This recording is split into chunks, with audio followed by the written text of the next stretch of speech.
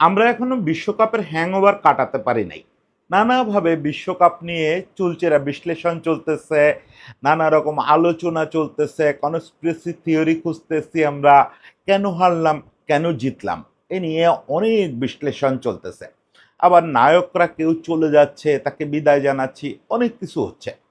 এর মধ্যে আরেকটা জিনিস হচ্ছে, সব দলের সমর্থকরা তাদের দলের ভবিষ্যৎ নিয়ে ভাবনায় বসে গেছেন। স্পেনের সমর্থকরা ভাবতেছেন আমরা এই শক্তি দিয়ে আবার বিশ্বকাপ ধরে রাখতে পারবো তো। ব্রাজিল ভাবতেছে যে আমাদের যে তারুণ্য উঠে আসতেছে কার্লো আনচেলত্তির হাত ধরে, তারা আমাদের অবশেষে সেই হেক্সার পথে নিয়ে যাবে তো। ইতালি, জার্মানি তাদের বিপর্যয় কাটায় উঠতে চায়, প্রত্যেকে স্বপ্ন দেখে। ফ্রান্স তাদের ডমিনেশনটা আরেকটা ওয়ার্ল্ড কাপে অনুবাদ করতে চায়। নানা রকম স্বপ্ন, পরিকল্পনা এগুলো চলতেছে। এর মধ্যে একটা বৈশ্বিক প্রশ্ন আছে সবার, দলমত নির্বিশেষে সবার। সেটা হচ্ছে মেসি কি করবে, হোয়াট নেক্সট। মেসির এখন কি হবে? মেসি কি অবসর নিয়ে ফেলবে দু একদিনের মধ্যে? মেসি কি একটা বিদায়ী ম্যাচ খেলে একেবারেই ইন্টারন্যাশনাল ফুটবল থেকে দূরে চলে যাবে?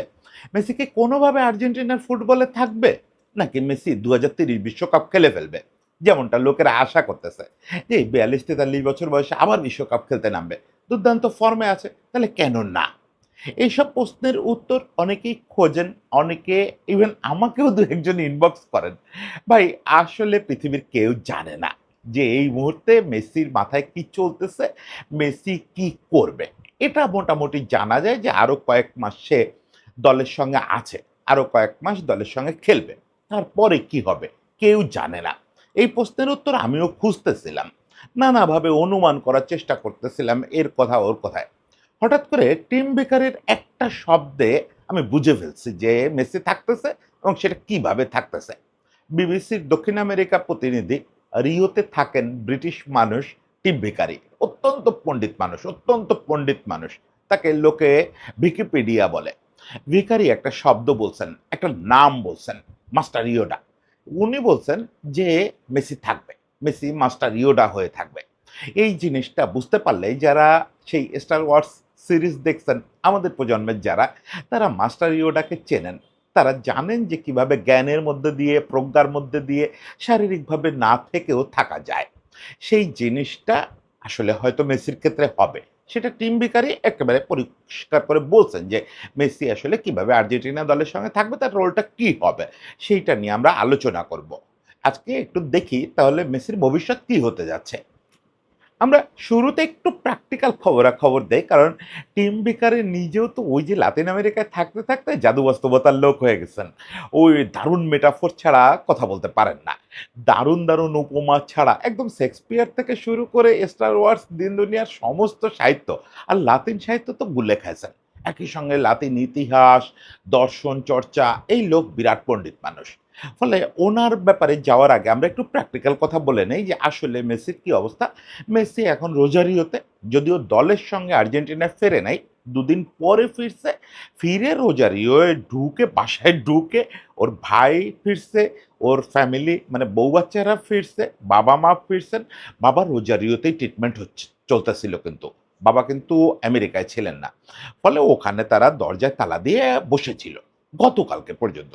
গতকালকে মেসিকে প্রথমবারের মতো প্রকাশ্যে দেখা গেছে তার মহল্লার একটা ক্লাব, ওই ক্লাবটা থার্ড ডিভিশনে ওঠার জন্য ফাইট করতেছে। এই ক্লাবের দর্শক সারিতে দেখা গেছে তারা এসে চিল্লাপাল্লা করতেছে মহল্লার ক্লাবের জন্য। খুবই স্বাভাবিক যে মেসি এই জীবনটাই চায়। সবসময় আমি বলি যে মেসি আসলে মেসির জন্য খুব ভালো হবে, মেসিরে যদি কেউ বলে যে বাবা তুমি ওই যে তোমার থার্ড ডিভিশন টিমে কি খেলতে রাজি আছো, বা ওই টিমের একটা দায়িত্ব নিয়ে স্পোর্টিং ডিরেক্টর ওই টিমটা নিয়ে কাজ করো, মেসি খুব খুশি হবে এটাতে। সে ওই থার্ড ডিভিশন টিমের ওই খেলায় কোনো গ্যালারি ট্যালারি নাই, খোলা ঘাসের মাঠ, তার পাশে বসে খেলা দেখতেছে, বেশ চিল্লাপাল্লা করতেছে, এক পর্যায়ে বেরো যাচ্ছে, এরকম কিছু ছবি আসছে। এই প্রথম তারে প্রকাশ্যে দেখা গেছে। তাহলে মেসি কি করতে যাচ্ছে? এটা আর্জেন্টাইন সংবাদপত্রের মোটামুটি সোর্সেস সাইড টাইপের একটা, সবার একই রকম একটা অনুমান আছে। এখন অনেকগুলো সোর্স যখন একই রকম অনুমান করে, তখন বোঝা যায় যে আসলে ভেতর থেকে তারা খবরটা পাইছে। সেটা হচ্ছে মেসি আরো ২ মাস অন্তত আর্জেন্টিনা দলে খেলবে, এবং সে কোপা বা বিশ্বকাপ খেলবে না। কোপা খেলাটা খুব নিশ্চিত করে কেউ বলতেছে না যে কোপা খেলবেই না। আবার বেশিরভাগের অনুমান যে না, কোপা খেলবে না, সর্বোচ্চ এই ২ মাসই আসলে খেলবে। মেজর আর কোনো টুর্নামেন্ট খেলবে না।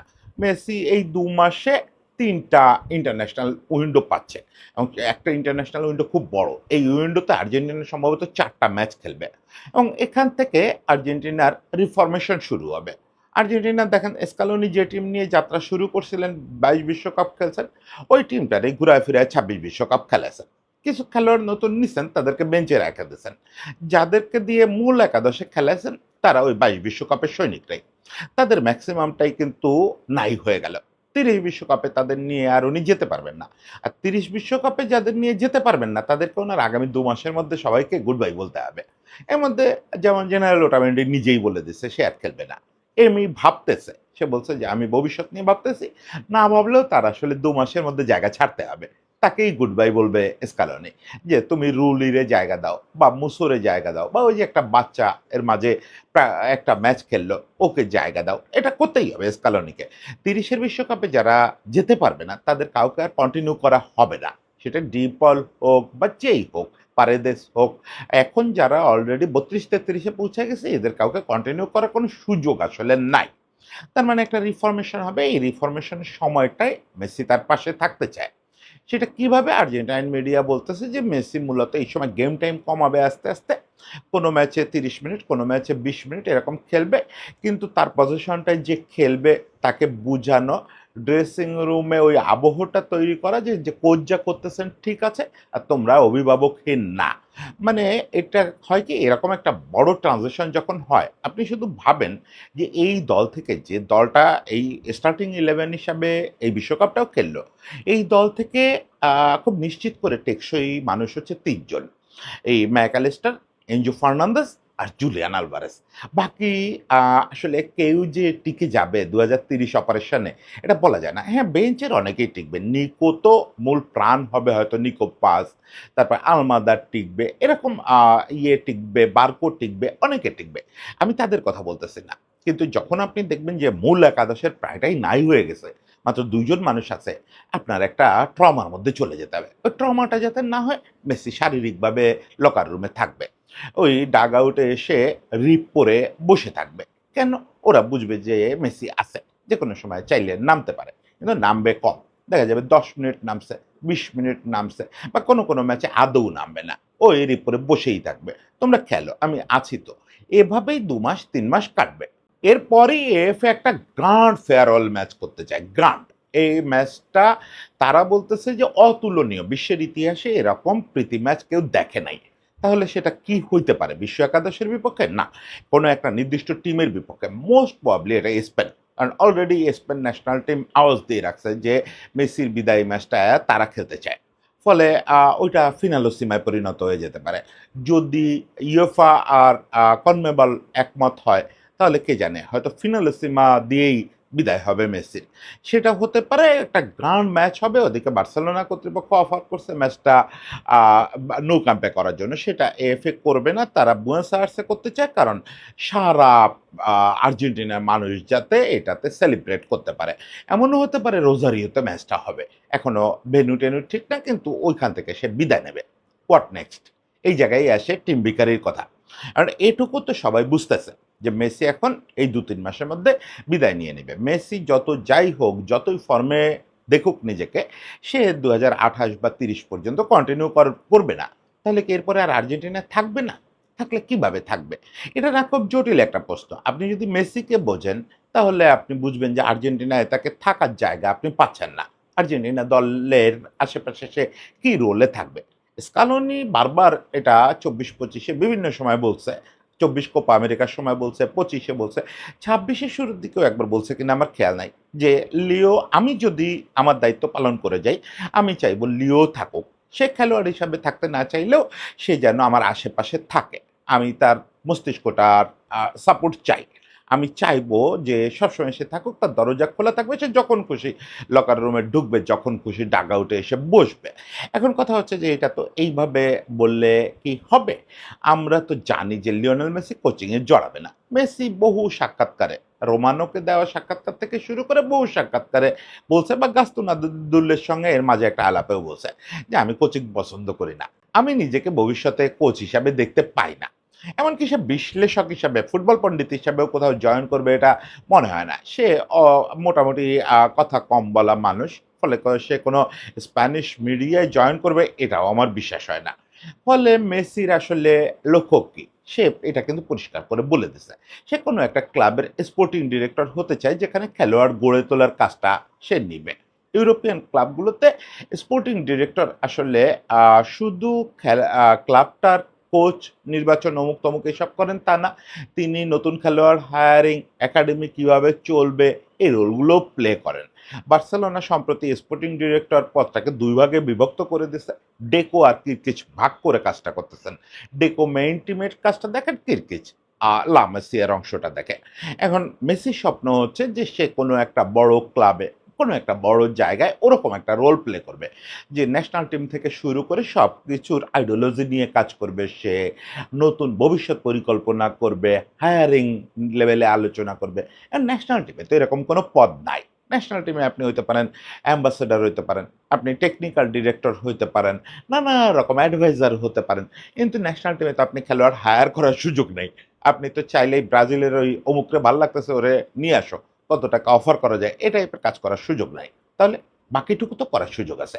আপনি ন্যাশনাল টিম, বয়সভিত্তিক টিম সবগুলো কিভাবে চলবে, ইডিওলজি লেভেলে কাজ করা, আমাদের ফিলোসফি কি হবে, প্লেয়িং স্টাইল কি হবে, তরুণদের নিয়ে কাজ করা, তরুণদের মেন্টরিং করা, স্পোর্টিং ডিরেক্টরের বাকি যে কাজ, সেগুলোর তো সুযোগ আছে। এখানে এই টিম বিকারির কথাটা চলে আসে। এখানে এই টিম বিকারি খুব সহজে বলে দিয়েছেন। মাস্টার ইয়োডার রোল। মাস্টার ইয়োডার কথা আপনাদের মনে আছে? স্টার ওয়ার্সের মাস্টার ইয়োডা আমাদের যৌবনে, আমাদের যৌবনে না, ইনফ্যাক্ট আমাদের শৈশবে দুনিয়া কাঁপাচ্ছিল স্টার ওয়ার্স। পরে আমরা একটু বড় হয়ে দেখছি।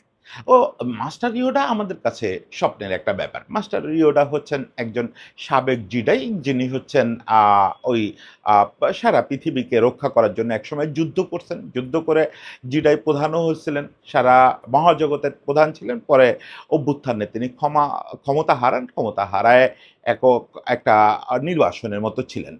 পরে ২ জন স্কাই ওয়াকার মানে ২ জন হিরো তৈরি করেন। একজন পরে ভিলেন হয়ে যায়, আর একজন লুক সে হচ্ছে নায়ক হয়। তো উনি হচ্ছেন মূলত আমরা যখন স্টার ওয়ার্সে তাকে দেখি, প্রিকুয়েলস গুলোতে তার কিছু রোল দেখা যায়। কিন্তু মূলত স্টার ওয়ার্সের মূল যে সময়টা, সে সময়টা আমরা তাকে দেখি একটা জ্ঞানের আধার হিসাবে। তিনি শুধু মেন্টরশিপ করেন, তিনি তৈরি করেন। হাতে কলমে খুব একটা শেখান না। মূলত জ্ঞানটা ছড়ায় দেন তরুণদের মধ্যে। লোক যখন আস্তে, আস্তে দক্ষ বিজয়ী হয়ে উঠতেছে, সেই লোকের পথটা ঠিক করে দেন না। বলেন না, "তুমি আমার মতো হও।" উনি তাকে জ্ঞানটা বলেন। একটা দুর্দান্ত কথা আছে যে, "do or not do, but don't say try." মানে এই যে কথাটা আমরা বলি না চেষ্টা করব। না চেষ্টা করব বলো না ভাই। হয় করো নতুবা করো না। এই যে জ্ঞানের লাইনটা ঠিক করে দেওয়া, টিম ভিকারি বলতেছেন যে মেসির রোলটা হবে এরকম। উনি যে বিশ্বাসের সঙ্গে বলছেন, টিম ভিকারি হচ্ছে সেই মানুষ যে ব্রিটেনের একজন মধ্যম সারির সাংবাদিক ছিলেন ২০১৪ সাল পর্যন্ত, মোটামুটি লোকে চিনত। ২০১৪ তে বিবিসি পণ্ডিত হিসাবে ব্রাজিলে গেলেন বিশ্বকাপ কাভার করতে, আর ফিরলেন না। ওই রিওতেই থেকে গেলেন। দক্ষিণ আমেরিকা প্রতিনিধি হয়ে থেকে গেলেন। এর পরবর্তী প্রায় ১ যুগ হয়ে গেল না? ১ যুগে টিম ভিকারির বয়সও ৬০ পার হয়ে গেছে। আর টিম ভিকারি দক্ষিণ আমেরিকার ফুটবলের সবচেয়ে বড় বিশেষজ্ঞদের একজন হয়ে গেছেন। আমি বলব যে সাংস্কৃতিক, দার্শনিক জায়গা থেকে এডুয়ার্দো গালিয়ানোকে আ চ্যালেঞ্জ করার মতো ফুটবল পণ্ডিতে পরিণত হয়ে গেছেন।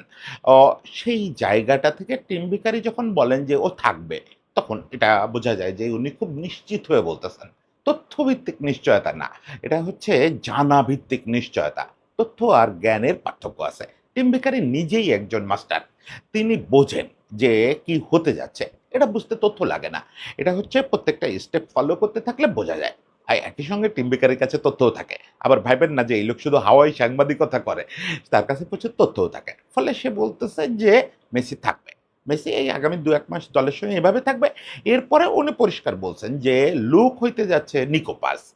সে নিকো পাসকে তৈরি করবে। নিকো পাসের মেন্টরশিপ করবে। আর পুরো টিমকে ওই মাস্টার ইয়োডার মতো গাইড করবে। এখন সেই রোলটা কি হবে সেটা তো আর উনি নাম ঠিক করেন নাই বা নাম বলেন নাই। উনি বলছেন যে সে ভবিষ্যতে মাস্টার ইয়োডা হবে। আমরা খুব দ্রুত তাকে মাস্টার ইয়োডা হিসাবে দেখব। স্কালোনির আশেপাশেই থাকবে সে কোথাও। হয়তো সবসময় চোখে দেখা যাবে না, কিন্তু সে থাকবে। সে এবং উনি এটা পরিষ্কার করে দিচ্ছেন নেক্সট স্কাই ওয়াকার। ওই স্টার ওয়ার্সের সবচেয়ে বড় হিরো হচ্ছে স্কাই ওয়াকার। স্কাই ওয়াকার হতে যাচ্ছে হচ্ছে নিকো পাজ। এটা আমি একটু মেটাফরিক্যালি পড়লাম বেকারির কথাটা, যে সে হয়তো নিকো পাজকে খুব বেশি পছন্দ করছে। আর তার পছন্দকে আর টিম বেকারির পছন্দকে আমি সবসময় ১০০ তে ৯০ দিয়ে রাখি। তারপরেও আমি এটা মেটাফরিক্যালি নিলাম। আমি পুরোপুরি নিলাম না। যে নিকো পাজই যে নেক্সট স্কাই ওয়াকার মানে নেক্সট মেসি হচ্ছে, এটা হইতেও পারে, নাও হইতে পারে। অনেকেই তো অপশন আছে। মাস্তানতুনো আছে, এচেবেরি আছে, ইভেন আলমাদাও আছে। সবাই আমরা আলমাদার কথা ভুলে যাই। যেহেতু অনেকদিন ধরে আছে দলের সঙ্গে, সবাই ভুলে যাই। আলমাদাও আছে। যে কেউ নেক্সট স্কাই ওয়াকার হতে পারে। একজন স্কাই ওয়াকার হতেই হবে। লাতিন দলগুলোতে বা আর্জেন্টিনায় মূলত স্কাই ওয়াকার লাগে। আমি যেটাকে ম্যাজিশিয়ান বলি। ওই অ্যাটাকিং মিডফিল্ডে একটা স্কাই ওয়াকার লাগবে। সেইটা মেসি তৈরি করবে। সে একজনকে তৈরি করবে? না। এই মাস্টার ইউটা কি একজন তৈরি করছেন নাকি? অনেককে তৈরি করছেন। এর ভিতরে কেউ একজন সেই চূড়ান্ত স্কাই ওয়াকার হয়ে উঠছে। এবং আমি মনে করি মেসির যে সাক্ষাৎকারগুলো, মেসি যে রোলে নিজেকে ভবিষ্যতে দেখতে চাইছে, সে হয়তো তখন ক্লাব মাথায় নিয়ে বলছে। স্কালোনি তাকে যেভাবে দেখতে চাইছে, তখন হয়তো ডেপুটি কোচ বা কিছু ভেবে বলছে। এই সব কিছুকে টিম বেকারি যে কথাটা বললেন, এটা দিয়ে আপনি এক করে ফেলতে পারেন। যে না, এই স্পোর্টিং ডিরেক্টর রোলটা তো হয় না, ন্যাশনাল টিমে হয় না। ডেপুটি কোচ মেসি হবে না। টিম বেকারি বলতেছেন যে সে মাস্টার ইয়োডা হবে। সত্যি, সত্যি মাস্টার ইয়োডা তো জগতে হয় না। কিন্তু ৩ টার একটা মিশ্রণ করা সম্ভব। অনায়াসে তাকে ডিরেক্টর টু ন্যাশনাল টিম বা এরকম কিছু অ্যাডভাইজার টু ন্যাশনাল টিম, এরকম কিছু একটা করে অ্যাক্রেডিটেশন কার্ড গলায় ঝুলায় দেওয়া যায়, যে আসলে খুব বেশি কিছু করবে না। ওই স্কালোনির পাশে বসে ভাববে, বাচ্চাদের সঙ্গে দুষ্টুমি করবে, মাঝে, মাঝে উঠে গিয়ে এড়ে, ওড়ে জড়ায়া ধরবে। টেকনিক্যাল ব্যাপার নিয়ে স্কালোনির উপরে কথাও বলতে যাবে না। বড় জোর স্কালোনির সঙ্গে মাঝে, মাঝে পরামর্শ করবে। করলে তো সে বাচ্চাদের সঙ্গে তার ব্যাপারটা দেখা যাবে হচ্ছে অংশগ্রহণের মতো। যে আসো, একটু ফ্রি কিকের প্রতিযোগিতা করে দেখি। আসো একটু অমুকটা করে দেখি। আর বাকিটা হচ্ছে সে জ্ঞানের লেভেলে কাজ করবে। যে আমি এই দেখছি, আমার জ্ঞান এই বলে। এইভাবে আমরা ইডিওলজিক্যালি আগাতে পারি। আমাদের ফিলোসফিক্যাল অবস্থান এইটা হবে। এই লেভেলে সে মাস্টার ইয়োডা হয়ে উঠতে পারে। আমি মাস্টার ইয়োডাকে এখন দেখার জন্য প্রস্তুত হয়ে গেছি। আমি টিম বেকারির এই কথাগুলো পড়ার সঙ্গে, সঙ্গে বুঝে ফেলছি যে মেসি আসলে কি হইতে যাচ্ছে। সেটার জন্য যদি সে সশরীরে আর্জেন্টিনা দলের সঙ্গে নাও থাকে, কোনো পদ নাও নেয়, সে মাস্টার ইয়োডা হবে। এ ব্যাপারে আর কোনো সন্দেহ নাই। আমি এই জিনিসটা এখন কল্পনা করতে পারতেছি। ওই কোনো পদ পাইতে হবে, টিমের ডাগ আউটে বসতে হবে, এটা কিন্তু মাস্টার ইয়োডা হওয়ার জন্য জরুরি না। মাস্টার ইয়োডা হওয়ার জন্য আজকাল একটা স্মার্টফোনই যথেষ্ট। একটা কম্পিউটার স্ক্রিনই যথেষ্ট। মাঝে, মাঝে ওদের সঙ্গে কথা বলা, মাঝে, মাঝে এর কোচিং সেটআপের সঙ্গে কথা বলা। এনাফ। মাঝে, মাঝে হুট করে এজিজাতে ট্রেনিং ক্যাম্পে হাজির হওয়া। যথেষ্ট, পদ-টদ দরকার নেই। মাস্টার ইয়োডার অপেক্ষায় থাকলাম। মাস্টার ইয়োডা হিসাবে মেসিকে দেখার অপেক্ষায় থাকলাম। সবাই ভালো থাকবেন।